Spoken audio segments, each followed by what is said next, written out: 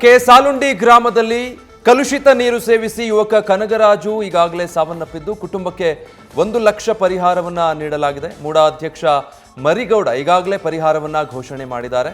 News first ವರದಿಯ ಆಗ್ರಹಕ್ಕೆ ಎಚ್ಚೆತ್ತಿದ್ದಾರೆ ಜನಪ್ರತಿನಿಧಿಗಳು.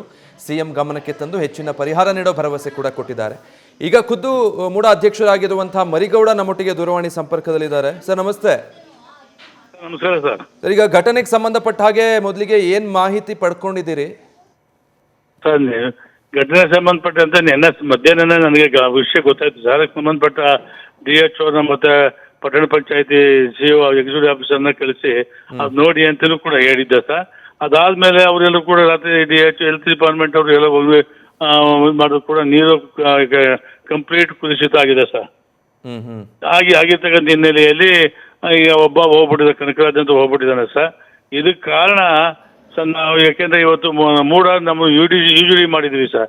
UGD ಮಾಡಿ ಕರೆಕ್ಟ್ ಆಗಿ ಹೋದ್ ಸಾರಿ ಮಾಡಿದ್ದೆ ಸರ್. ಅದೆಲ್ಲ ಯುಜಿಡಿ ಕ್ಲಿಯರ್ ಆಗಿದೆ.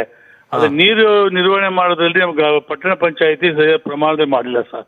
ಓಕೆ, ಪಟ್ಟಣ ಪಂಚಾಯತಿ ವಾಟರ್ ಮೆನ್ ಇರ್ಬೋದು, ನೀರು ಸರಿಯಾದ ಶುದ್ಧ ಮಾಡಿ ಮತ್ತೆ ಅವ್ರಿಗೆಲ್ಲ ಹೇಳಿ ಕರೆಕ್ಟ್ ಮಾಡಿದ್ರೆ ಅನುಕೂಲ ಆಗ್ತಿತ್ತು ಸರ್. ಇದು ಸರಿಯಾದ ಪ್ರಮಾಣದಲ್ಲಿ ನೀರನ್ನು ಅವರು ಜನರು ಅಂದ್ರೆ ಪಟ್ಟಣ ಪಂಚಾಯತಿ ಹೊಣೆ ಹೊರಬೇಕು ಇದಕ್ಕೆ ಅಂತೀರಾ?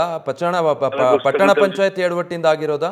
ಹೌದು ಸರ್, ಪಟ್ಟಣ ಪಂಚಾಯತಿ ಎಡವಟ್ಟಾಗಿದೆ. ಅಂದ್ರೆ ಮೂಡ ನಮ್ಮ ಯಾವ್ಯಾವ ಮೂಡ ಅಲ್ಲ ಸರ್. ಮೂಡ ಏನಾಗಿದೆ, ನಾವು ಯುಜಿಡಿ ಮಾಡಿದ್ವಿ, ಸೆಪ್ಟಿಕ್ ಟ್ಯಾಂಕ್ ಮಾಡಿ ಎಲ್ಲ ಕ್ಲಿಯರ್ ಆಗಿದೆ.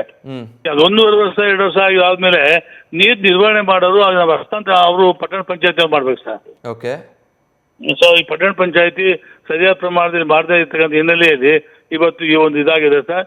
ಅದಕ್ಕೆ ಪಟ್ಟಣ ಪಂಚಾಯತಿ ಸಿಬ್ಬಂದಿ ಅವರೇ ಕಾರಣ ಆಗ್ತಾರೆ ಸರ್. ಈಗ ಹೊಣೆಗಾರರು ಯಾರಿದ್ದಾರೆ ಅವ್ರ ಮೇಲೆ ಕ್ರಮ ಆಗ್ಬೇಕು. ಒಂದ್ ಕಡೆ ಆದ್ರೆ ಮತ್ತೊಂದ್ ಕಡೆ ಈಗಾಗಲೇ ಒಂದು ಜೀವನ ಹೊರಟೋಗಿದೆ ಸರ್. ಪಂಚಾಯತಿ ಮಾಡೋದು ತಪ್ಪಾಗಿದೆ. ತಾವು ಸತ್ತಿರೋರು ನಮ್ಮ ಜನ ಇವತ್ತೆಲ್ಲರೂ ಕೂಡ 150 ಜನಕ್ಕೆ ಆ ರೀತಿ ಪ್ರಾಬ್ಲಮ್ ಆಗಿದೆ ಸರ್.